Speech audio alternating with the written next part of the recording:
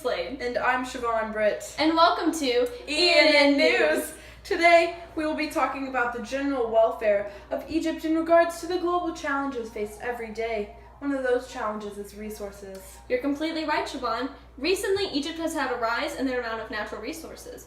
Crude oil production, which is used in the makings of oils, gasolines, lubricants, asphalt, and propane, has been growing exponentially and is increasing the overall gross domestic product of Egypt as they become one of the most prominent members of OPEC. Yeah. Okay. Not only is this increase in production of crude oil helping the GDP, but it is also making energy resources more available to the public. On the next topic, we will be discussing population. Egypt is one of the most populous countries in Africa.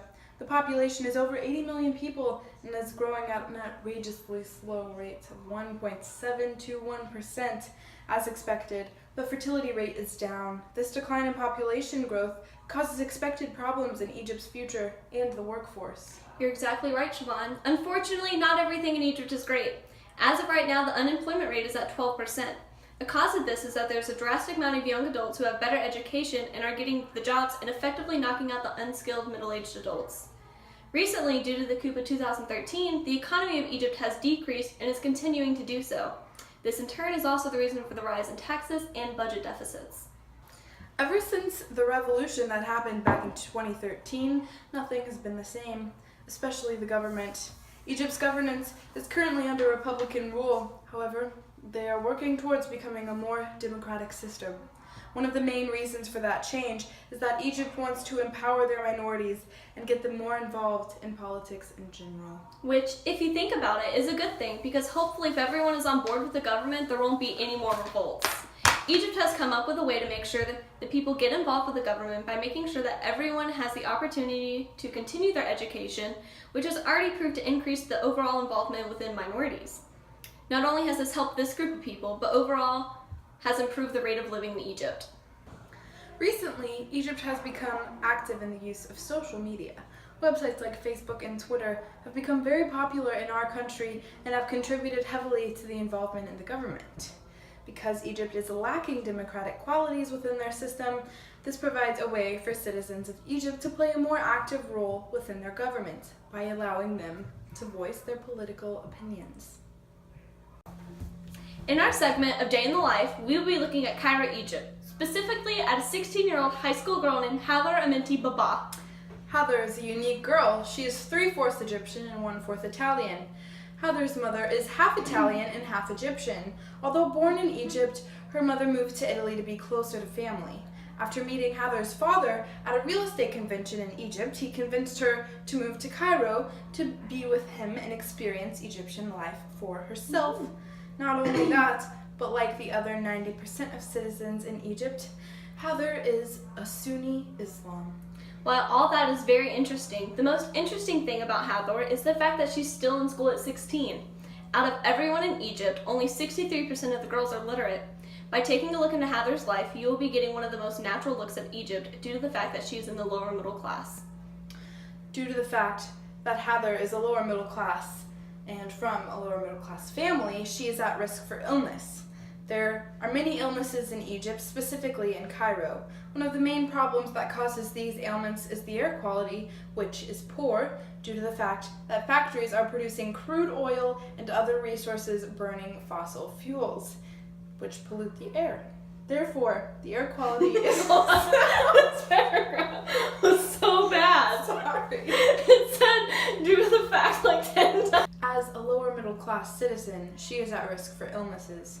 There are many illnesses in Egypt, specifically in Cairo. One of the main problems that causes these ailments is the air quality, which is poor because the factories that are producing crude oil and other resources are burning fossil fuels, which pollutes the air. Therefore, the air quality is so bad that people are getting lung diseases that are leading to an earlier death than the life expectancy of 75. Not only that, Siobhan, but since Hathor is in the lower middle class, her family can't afford to pay expensive hospital bills if she were to ever get sick, which is highly possible because of their numerous diseases in Cairo. Some of the most common illnesses are typhoid fever, hepatitis A, diarrhea, and malaria, most of which require medicine to treat, and medicine is not cheap. Thank you for watching. This has been ENN News.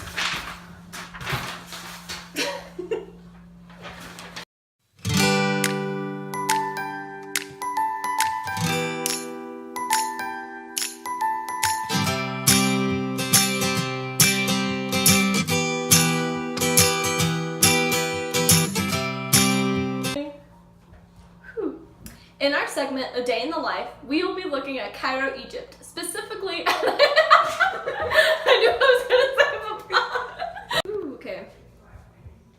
In our segment, A Day in the Life, we will be looking at Cairo, Egypt. Specifically at a 16-year-old high school girl named Hathor Amenti Baba.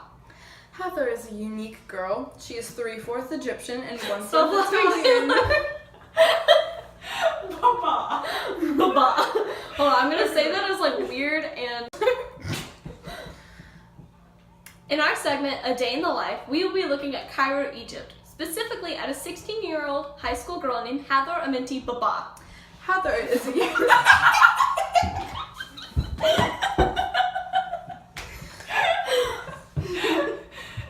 new way for citizens.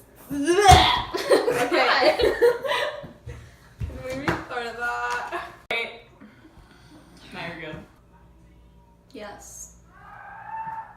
It's the end of that segment. Her family can't afford to pay expensive hospital bills if she were to ever get How sick. are you gonna? We're just, I mean, I was just gonna keep it in there so it would have been funny, but now we gotta start all over again. So start from your spot. Not from. We wouldn't have said anything. Would have been fine. Really. Go.